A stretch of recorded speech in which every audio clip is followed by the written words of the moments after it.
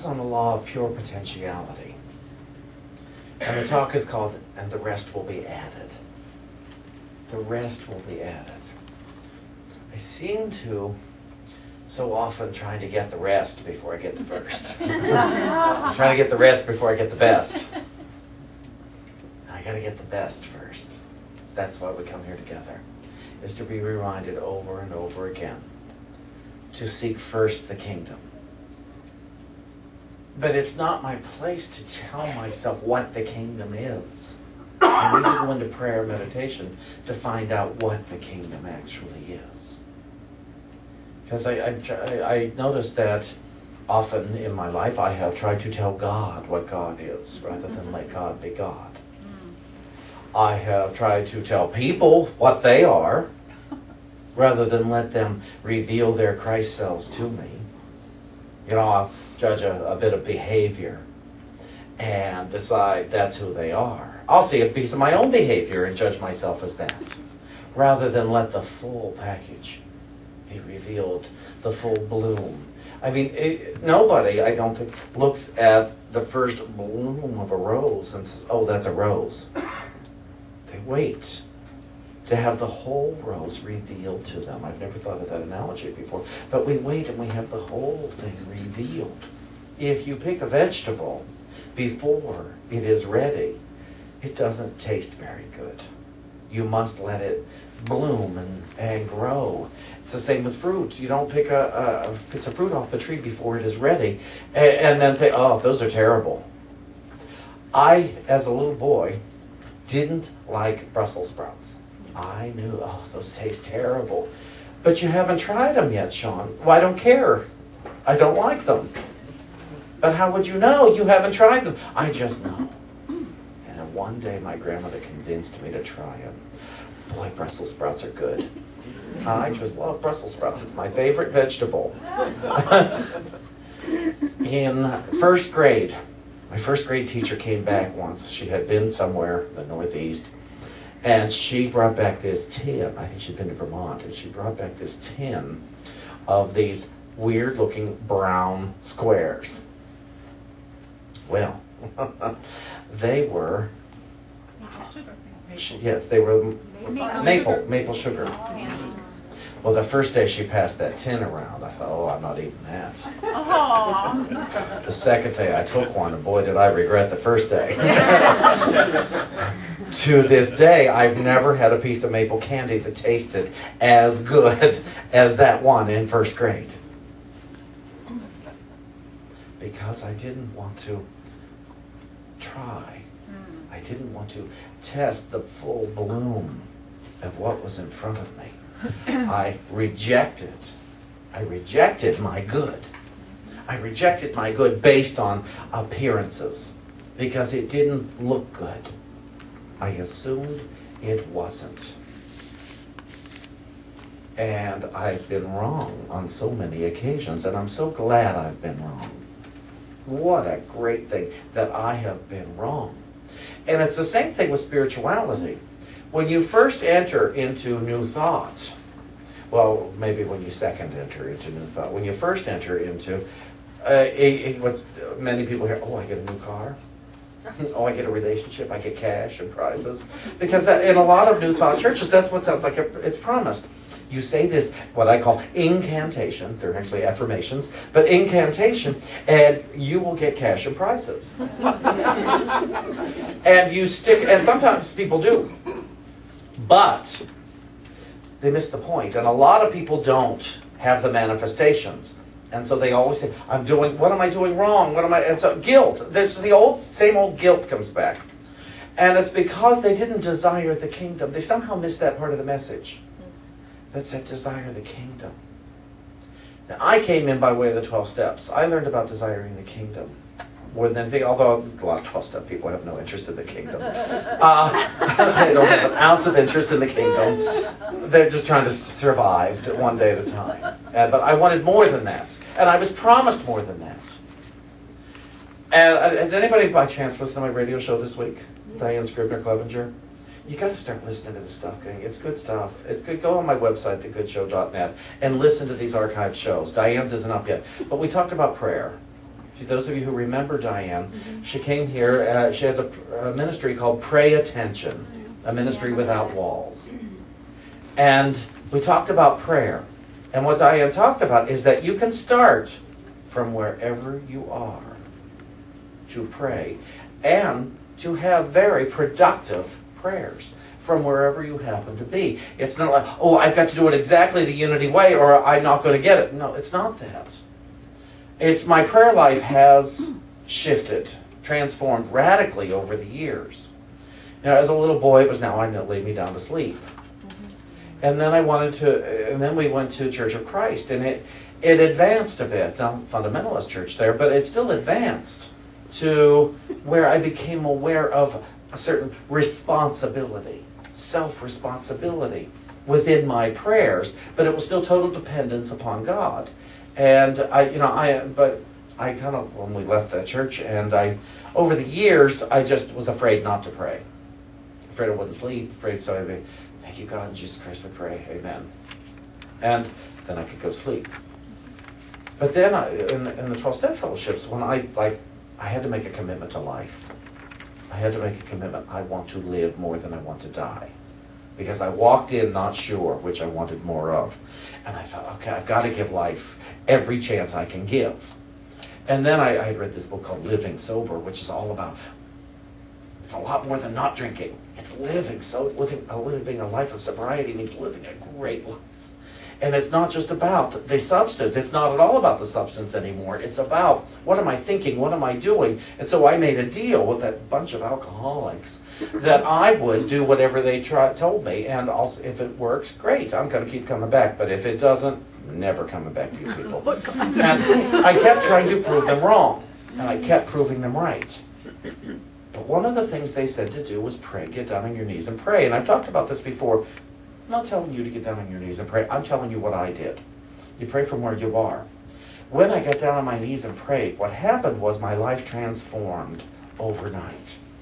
Because now I was focused in prayer. I was no longer in a vague place with prayer.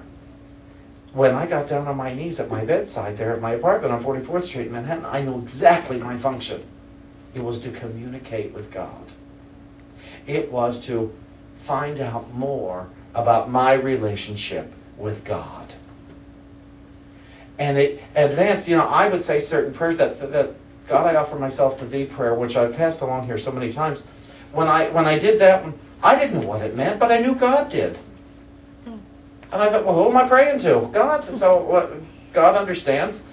And as I continued to recite that prayer many times a day, I got a great understanding. We're not going to work on that prayer today. But in our prayer life, in seeking first the kingdom, what happened was I began to desire my prayer time and my God time more than I desired what I thought God could do for me. More than I thought God could get me. I began to desire the peace that I was experiencing in prayer. I began to desire the confidence that I was developing in that prayer time. And I didn't have to be on my knees all day long praying to God, but morning and night, always. And if I was at home and disturbed, always. But out in public, no, I could just go sit quietly in a chair. I could do anything and just have my quick prayer time. As I've said, an entire meditation can be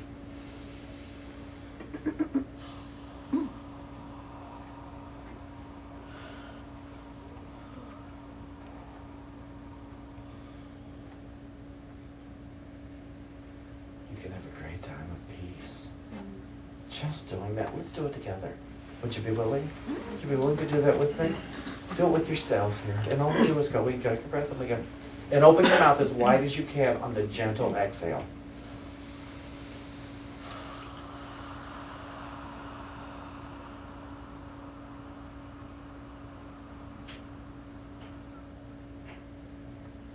And there's the difference.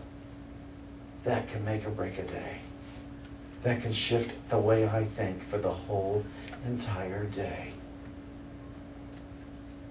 In our induction ceremony this afternoon, one of the things I say in it is the church isn't where we pray, but it is those who pray. Are you one who prays, and what are you praying for? Are you seeking for the kingdom?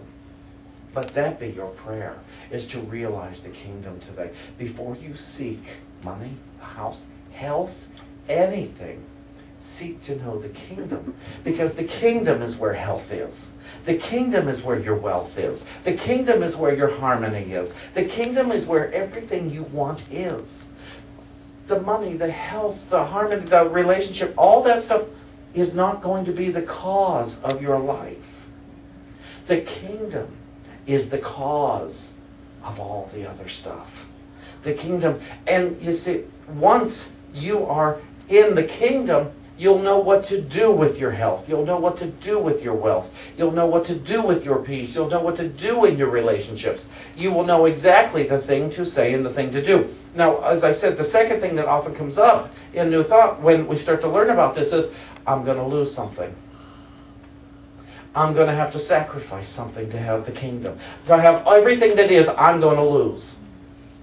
Now, in talking with a friend of mine in a class I teach in the city, I asked him, what do you most fear losing by having the whole kingdom? And he said, I'm afraid that I will get to be rich and famous and it won't mean anything. Yeah, and I got it. I'm afraid I'm going to get all the stuff I've been praying for forever and it won't matter. I've given so much value to what is valueless. I've given so much value to the esteem of my career, even more than a job well done, even more than how I might know God through doing this job. You know, the esteem of my career, to the having a relationship, because you see, if I have a relationship, that means I am lovable because somebody loves me, rather than knowing that God is love and therefore I am loved, and I am love itself. I have given. It's really a narcissistic way of life. And thinking that if I acquire this, then I will be. No. I already am. I already am that I am. I am what I am. I was what I am before I got here. The rest is busy work. The rest is playtime. You're not less because you do not have what others might consider an esteemable career. You're not less than what God is. You're not less than what God is because you don't have the amount of money in the bank that you would like to have to consider yourself secure. I'm not less because I have less money in the bank than what I would have thought I needed to be secure. I discovered through an active daily prayer life that kept advancing from a great big man in the sky who was answering my prayers and looking at me, finally with love though, not trying to peek around the corner and catch me doing something wrong. I got rid of him pretty quickly. And the God evolved, the loving God that just wanted my best, that really was on my side all the time and rooting for me and happy for tiniest success, and was not weeping when I didn't succeed, but knew the success will happen. I had that God for a long time. And then God went from that great big man in the sky to a tiny little man inside of me. Still a human being, but it was, you know what, I got it, God is within. I still put a human being inside of me. That had a personality. Because sometimes we want that personality God. And that's okay. Sometimes I still use that personality God. But then, suddenly, God became all the bigness that is. That there wasn't anywhere I could look that I couldn't see God and God couldn't see me. And then God has evolved over the years even more into it just is. It just is. It's a divine energy. It is a presence that I can be present in. That I can decide what it is I want and just pull it out of the ethers. That is what God is evolving into. Now, this week, as I said, the law of pure potentiality. And listen to this from the Metaphysical Bible by Renford. The law of pure potentiality states that all things in existence first existed in thought. And without thought, there can be no form. What is conceived in thought can take form. A thought, therefore, creates form. The divine birthright of being is that of pure potentiality. The cell of a body can create another just like it. Thus, all the power of the body is in the cell. As a cell of universal being, all the power of universal being is in us potentially. Any place that you perceive lack, could you be willing to change your thought about it? Rather than invest in the perception of lack. This is the work that we are called to do. This is seeking first the kingdom. Any place that you perceive something wrong, something missing, something absent. Because, see, if you perceive money absent, what you're perceiving is love is absent. If you perceive money as absent, you're perceiving joy as absent. You're perceiving harmony as absent. Whenever you perceive friendship as absent, you're perceiving love as absent. You're perceiving joy as absent. You're perceiving a compromise in the love that God is. Well, I've got to be this way in order to be loved by God. No. You've got to be this way in order for you to perceive correctly. We've got to change our thought in order to see correctly, to see life as it is. Seek ye first the kingdom of God, and all the rest will be added unto you. And so, I get, some of us, we come in here a little later in life. A few of us come in our teens and 20s. Only a rare few come into these kind of doors. You know, you really have to. So many of us, okay, I just don't know where else to turn. I'll go to Unity. I am ready for that next big thing. And there's nobody's going to offer it, so let me go to Unity. And there's a few who try to sneak in the door to maintain their old belief in illusions, because they think, there are a bunch of woo-woo people there, they won't even, I'll slide by them, I'll learn the talk. I will learn the talk, and I'll be one of the crowd. And then you find out, oh, they expect a little more of me there than that. Oh, they expect application. They actually, in order to have a real conversation, you have to be participating. You can only complain for so long in Unity before people don't want to talk to you anymore.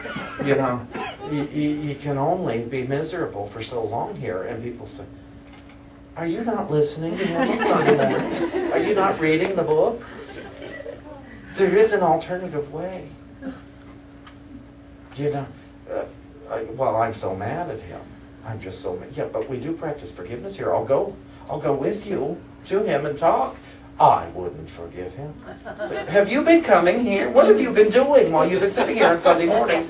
That suddenly there's somebody in the room that is an exception to God. Be it the minister, be it a board member, be it a congregant, that is suddenly an exception to the good that God is.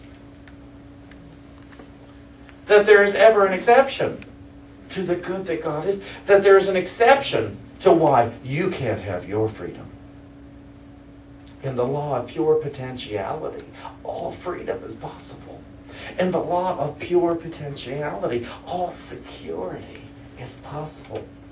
In the law of pure potentiality, all love is possible. All harmony is possible. And then the universe will shapeshift into exactly the way you need to experience it.